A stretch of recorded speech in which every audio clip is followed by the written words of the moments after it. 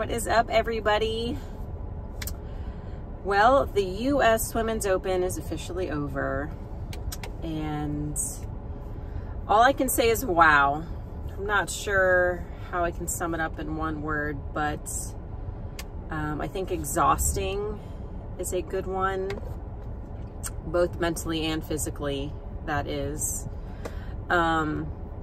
Gosh, you know, it's so hard to prepare for that event specifically, knowing obviously you're going to be bowling on hopefully 4 different patterns, if you make it through the first cut, but definitely 3.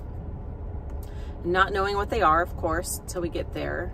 And just to kind of quickly run you through the schedule for that week. We have a Pro-Am.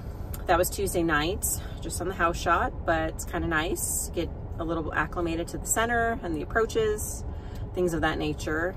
And then the next day, we have a full out practice session. It is every pattern, but in 2-hour blocks, I believe it was. So you can bowl as long as you want on the pattern, but you know, my thought is to just kind of get some idea on what it might look like on the fresh. So I probably bowled for 45 minutes or so on each pattern, minus the 4th one. I did not bowl the 4th pattern, because if you do make it to that day, you have a 30-minute practice session the morning before that block. So I just skipped that during practice day. But then, you know, I think it's just as challenging to figure out what balls you're going to check in versus the ones you're going to take out, because every pattern plays a little differently. Even though practice may go one way, when the lights come on and it's game time for score, they play a little differently. You know, not a lot of spare balls are going down the lane, just like every other week. So it's just a little different. But the way I kind of picked my arsenal, I guess you'd say, just kind of having a variety of symmetrical and asymmetrical pieces, and maybe some shiny, some dull, pearls versus solids, that kind of thing, which is always what I kind of recommend to anybody trying to build an arsenal going to an event. You just want to kind of have some options. And listen, I'll tell you right now, maybe 4 of the balls I checked never even went down the lane for any of the patterns. And I find that that actually happens quite often, because certain balls and layouts probably just match up for people in general, and then it's a matter of adjusting surfaces. I'm sure anybody watching can kind of relate to that, where just certain bowling balls always roll good at maybe a certain center that you bowl at. So my Eternity Pie, my DNA Coil, my new Roto Grip XL went down the lane a lot. Idle Pearl went down the lane just a little bit, but mostly in fill balls. What else was there? Those were the main ones, I think, that went down the lane a lot. So having said all that, I made it through to day 4, and you have another round of qualifying, and then you want to make, of course, the top 24, which is all match play after that. So fast forward, made it to match play. I think I was maybe 13th going into the first round. And, you know, it's such a different sort of mindset in a way, match play, because you get 30 bonus pins for a win, which is massive. I mean, that is a lot of pins. You have 720 bonus pins available to you, assuming you win all your matches. So it's a ton. You know, you can be in 24th place and be, you know, a couple hundred pins out of, you know, making the show, and make the show strictly based on bonus pins alone. So I never feel like I'm out as far as where my position is going into match play. And that's probably just my personal mindset, because I feel like if I'm strong enough to get there, then I have enough of an idea of what I need to do to kind of, you know, win some matches, make great shots, you know, keep the ball in play, make some good adjustments, and just kind of see how it goes. And I don't know off the top of my head what my average was per block, but I think I consistently got better. I won 13 out of my 24 matches, and I made the show. I qualified third, which was incredible.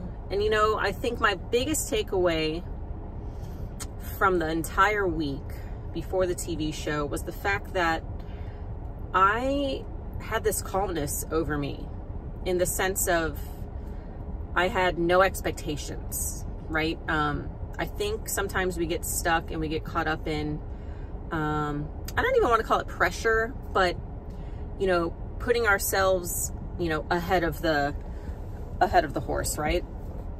And I did a really good job at just keeping an even keel and kind of steady eddy, right? I never let my highs get too high, never let my lows get too low, because I felt like if I were to do that, it would have been this insanely horrific roller coaster ride that I really didn't want to be on. You know, you have to take into account that it's the US Open, right? You're going to bowl bad games. Everybody around you is going to bowl bad games. And you just kind of have to manage those as best you can, right? I don't know how many 150s I had, but I had some. Had some 250s, you know, so you could argue that they even each other out, but in that moment, you feel so defeated because you're looking around, which can get you in trouble, and you're seeing people around you bowling well. And you really feel like, wow, I have to figure something out because people around me are bowling really well and something's not right with me, whether it's ball choice, alignments, maybe something physical. You know, there's so many things that run rampant through your head that it's very easy to get frustrated, even if it's not the US Open, right? I mean, that could just be league. But here we are bowling in the hardest event that I feel we have. And I just kept a very calm demeanor. I feel like I'm really good at that in general. It doesn't really matter what I'm bowling. That's kind of kept me in the game, if you want to call it that, where I just try to enjoy it as best I can and understand that whatever's going to happen is going to happen. There's a lot I have zero control over. So the things that I can control, I really do try my best to have a handle on that. But anyway, we made it to the TV show. I lost my match to Brianna Clemmer, and even though, you know, it's disappointing, the goal is to win, I was quickly reminded when I got home that winning isn't always about having that first place trophy. I came home to my family that was so excited to see me. They got me flowers, balloons, a cake, and, you know, they're the reason I get to do what I do. And I know no matter what, that they are proud of me, and that's all I need. Do not get me wrong, winning is incredible. It would have been amazing to have that trophy in my case, but I know there's going to be other opportunities. You know, I've had a great couple of weeks. You know, Smyrna was great, and then I missed the one in between. My daughter had a recital, so I chose to stay home for that. And you know, we just keep on keeping on, because, you know, we can't sit here and dwell on coulda, woulda, shoulda, what if this would have happened, because who knows? You know, you can go back and say shoulda did this or that, but it really doesn't always mean the outcome would have changed. So, you know, I held my head high and proud of my fight for the entire week. It is an absolute grueling, mentally and physically taxing week. You know, like I went through kind of the schedule a little bit. You know, you bowl 3 games of the Pro-Am, basically 3 hours of practice the next day. Then it's 8 games, 8 games, 8 games, 16 games, 16 games. And that's all within a week. And I don't know anybody that does that on their own. it's really hard to prepare for that because sure, even if you did that entire schedule in preparation for the US Open, you're obviously not there. So you can't simulate what it actually feels like to have the best of the best around you competing and bowling on the patterns, having them break down, funky, having ball choices, you know, so it's really hard in that sense to prepare, in my opinion. You just literally have to be ready for anything because who knows what can happen. And there's, again, only so much you can control. So very happy with how the US Open went. Back home for, you know, quite a few weeks. I have some local stuff coming up, which is always exciting. Very, very grateful to be in the DFW area where there's so much to bowl and lots of competition. So I feel like that keeps me sharp. And I'm a practice warrior, so I'm always at the bowling center practicing, even if I have nothing coming up. You know, I love bowling, so that's just kind of what makes my heart happy and brings me joy. So until next time, probably the next recap I'll have is the mixed doubles down in Houston.